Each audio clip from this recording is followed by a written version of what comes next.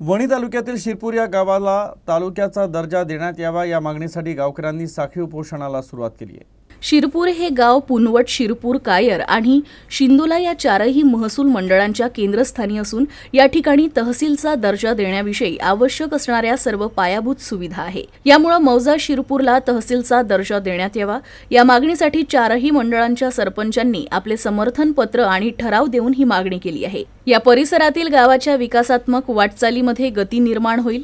यामुळे शिरपूर गावाला तालुक्याचा दर्जा देण्यात यावा यासाठी गावकऱ्यांनी साखळी उपोषणाला सुरुवात केली आहे।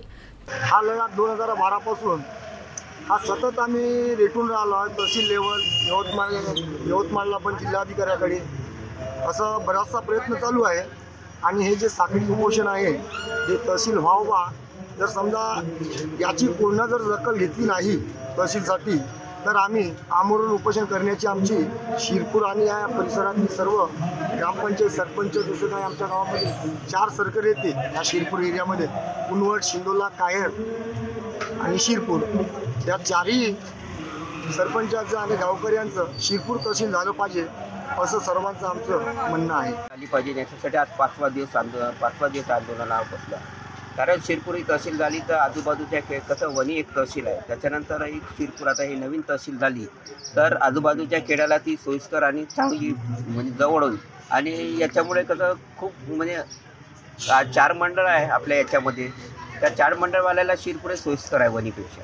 त्याच्यामुळे शिरपूर ही अशी आमची मागणी आहे का शिरपूर ही तहसील झालीच पाहिजे। शिरपूर तहसील झालंच पाहिजे या उद्देशाने आम्ही 2012 पासून शिरपूर गावाची तहसीलसाठी मागणी करत आहोत। आणि आमच्या शिरपूर गावाच्या भोवतालची जे गावं आहे ते 25 किलोमीटरच्या आत येत आहे आणि इथून वणी 15 किलोमीटर आहे आणि भोवतालची जे गावं आहे त्यांना वणी दूर पडत आहे, जसं टाकडी, डाकोरी, बोरी हे 18 ते 20 किलोमीटरच्या अंतरावर आहे।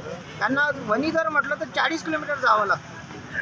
त्या अनुषंगाने शिरपूर जर तहसील झालं तर सोयीचं आहे। उपोषण चालू आहे त्यामध्ये आम्ही 2012 मध्ये जे जिल्हा घोषित झालं होतं त्यामध्ये शिरपूर या गावाला तहसीलचा दर्जा देण्यात येणार अशी घोषणा झाली होती।